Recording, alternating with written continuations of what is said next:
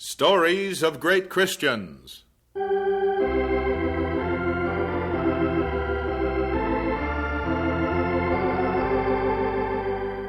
We're bringing you transcribed from the radio studios of the Moody Bible Institute in Chicago, Chapter 7, in Beautiful Upon the Mountains, the story of John and Isobel Kuhn.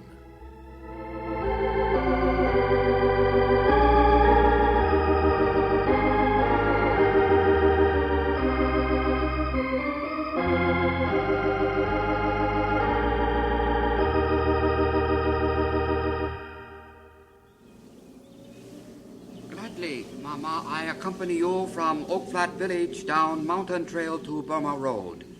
Lucius, I don't know what I'd do without a Christian helper like you. With John away on this trip, and of all times for me to have to get a doctor. Ma, Pa, there. Lucius here. I guide your mule down mountain with safety. We'll have to take it slowly. With this toothache, every step that mule takes is going to be torture. Mama sees beauty all about her. She soon forget pain. I doubt it. Lisu Mountain in March, lovely thing. Winter, brown all flecked with light green of new buds. Any other time.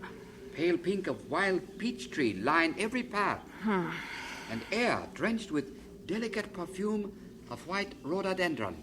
How long will it take for us to get to the Burma Road? 3, maybe 4 sunset. Then Burma Road. I'd find truck that travel to Kunming, and soon you are there with Harrison's esteemed relative.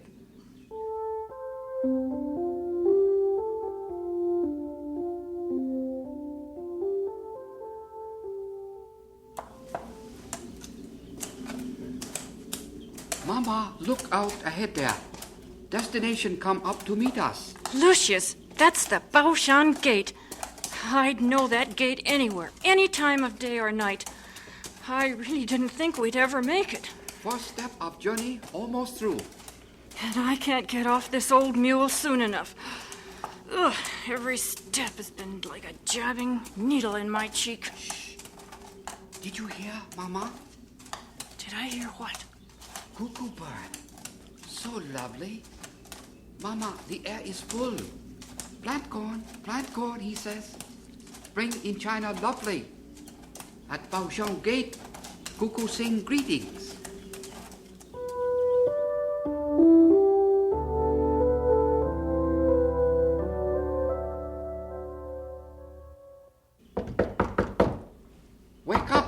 Wake up, Mama. Mama. Oh, Lucius, ready to start? First I inquire, how is ailing tooth this morning? Oh, it's worse, if anything. Here, take my bedding. I'm all packed and ready for the Burma Road. A day for early rising? Not especially. It's a habit I got into way back when I went to school in Chicago. I promised myself then, no matter what, I'd spend an hour alone with God. Lucius, I read a wonderful thing this morning. Yes? I was in Genesis, the 28th chapter.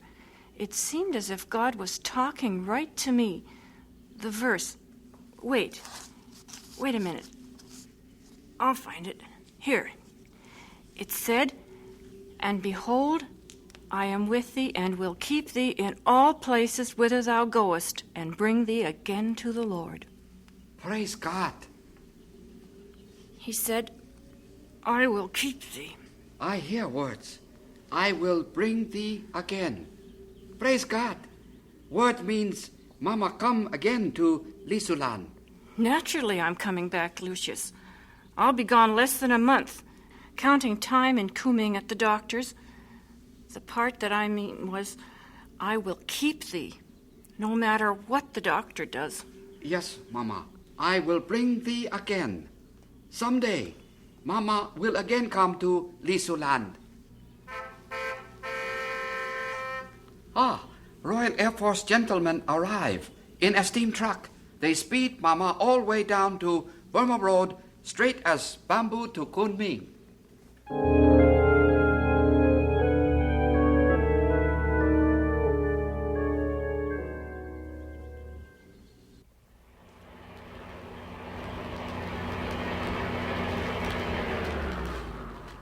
What happened? I say, what's it sound like to you, Jerry? The bloomin' transmission. She won't turn over? No, the blasted thing is dead. What can we do? Hitch a ride, Mum. What else? But we're nowhere. Something will be along before the day's over. It has to. I say, Jerry, grab your rifle. What are you going to do? Put it this way, Mrs. Kuhn.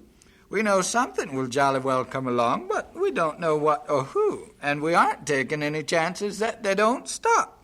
Or maybe if they stop, they don't choose to load us on. Come on, Jerry.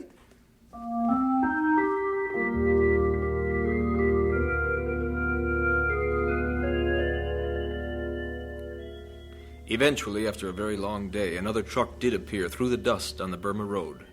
By sunset, Belle had reached Kunming, and the Royal Air Force gentleman drove her to the door of John's missionary sister and brother-in-law, the Harrisons. Catherine! Dave! Oh, Yongsi-mu. Hello. Hello there. Are Mr. and Mrs. Harrison around? With great sadness, I must tell you, esteemed Harrison family all gone away.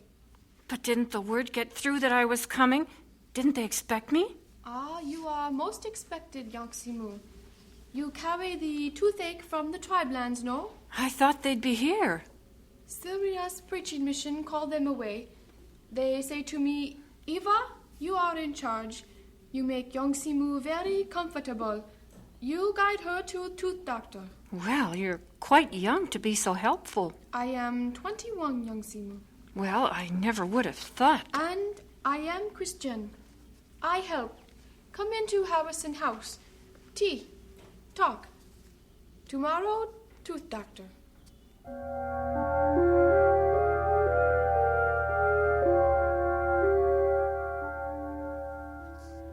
Well, I guess we can thank God for Lucius and, in a funny way, for the bombing of La Chaux this week. What do you mean? Well, I was on my way east to La Chaux when it was bombed, so I turned back, and then your letter came. So I promptly turned right around and headed west here to Kunming. Belle, are you sure you're all right? The tooth is out. The infection is better. I'll survive. John, I'm so glad to see you. I wish I could stay on in Kunming, but I can't, Belle. Neither can I. I'll be so glad to get back to those Lisu mountains again. That isn't what I mean. I can't go back to Lisuland yet. I can't even stay here with you much longer. What do you mean? Well, things look bad, Belle. The fighting's getting closer. The mission wants me to ride west, and I've got to start tomorrow. Tomorrow? Here's my itinerary. The way I see my job now, I've got to ride west and warn all the missionary families around the war. John, the Yunnan province isn't going to fall. Who knows? At this point, nobody's sure of anything. All we know is the Japanese are advancing up Burma. That's the latest. Some of our missionaries to the west hardly know there's a war on. You're going to see them all? Is it safe? Yes, it's safe. I'll get to the first two by tomorrow night. Next 3 days, I can cover at least 2 more. I have it all planned out. See, here's my schedule. You'd make a list and plan things out if the Japanese were coming in the city gate. I'd rather stay with you. You know I would, but now I know you're all right, and you'll be safe when you get back home. The Lisu Mountains are safe. Yes, I'm almost ready to travel now. I'll be out of Kunming and back in my house in the mountains in no time. Oh, John, I wish you could go with me. But maybe God is trying to teach me something. What do you mean by that, Belle? Maybe he's teaching me to stand alone, not to want to possess people, even you, to let go what I love most, like Kathy. At first, I was almost distracted worrying about her after Chifu was captured. He wants me to be my own woman, with him, in his strength.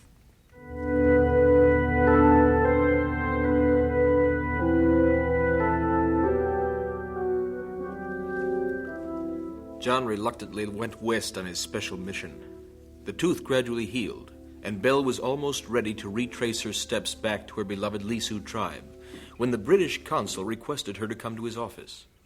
Indeed. You do not seem to altogether comprehend your predicament here in Kunming, Mrs. Kuhn.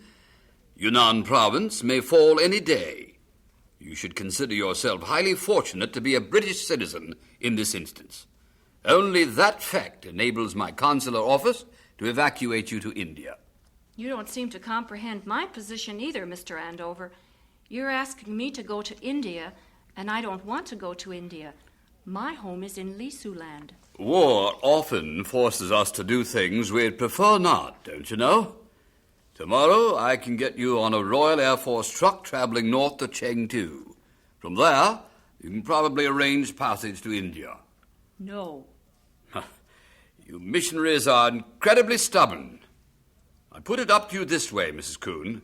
Tomorrow you can leave rather conveniently. Next week, you may be stealing a place from a refugee coming into Kunming on the Burma Road. You didn't explain that before. My dear woman, I didn't think I'd be required to use persuasion to move a woman out of a wartime danger zone. I'm different. Indeed you are.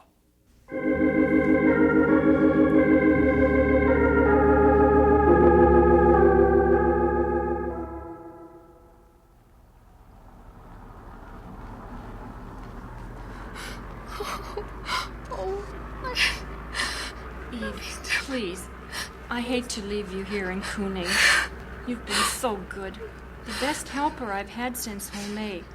Maybe we'll meet again. I say, better hurry along, ma'am. Our engines are warming up. I'll come back someday, Eva. Ma'am, we jolly will have to get the jump on daylight ice. I say, what's the little one crying for? She wants to go with me, and I know she can't. Oh, I hate to see a girl cry. A little one like you wouldn't take much room now, would you? No, sir, I would not. Can't she go? What? Well, who says she can't? I say it's my business who rides in this bloomin' truck. Hurry up before he changes his mind. Now, I won't change my mind. Come along with you. There's room for both you in front with me.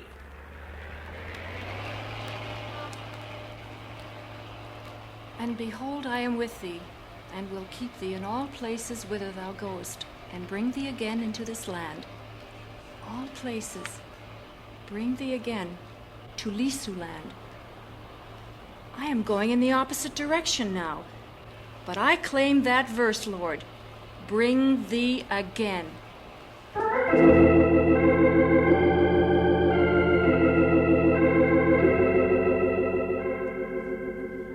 The truck took Belle and Eva north and left them at the mission station in Sichuan, staffed by a couple named Li. And because the mission there needed help with all the things that Belle did best, like teaching a small Bible class, she stayed on. But at the end of 2 months, Hunan province had not fallen, and Belle was seething with impatience to get back to Kunming and from there to Lisu land. I'm sorry, Mr. Li, but my mind is made up. I left Kuning only because the British consul almost ordered me out. I've been here at the mission in Sichuan for 2 full months. Hunan province is not fallen. I can't stay any longer. I'm going back to Kuning. From there, I'll get to Lisu land. I have money to pay my way on the overland truck and Eva's as well. I am going. You find me the truck driver, that's all I ask.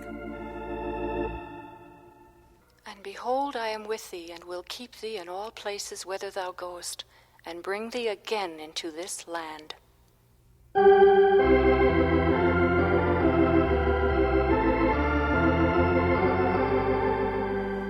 And so we conclude Chapter 7 of Beautiful Upon the Mountains, the transcribed story of John and Isobel Kuhn. This is another in the series, Stories of Great Christians, produced by the Department of Broadcasting of the Moody Bible Institute in Chicago.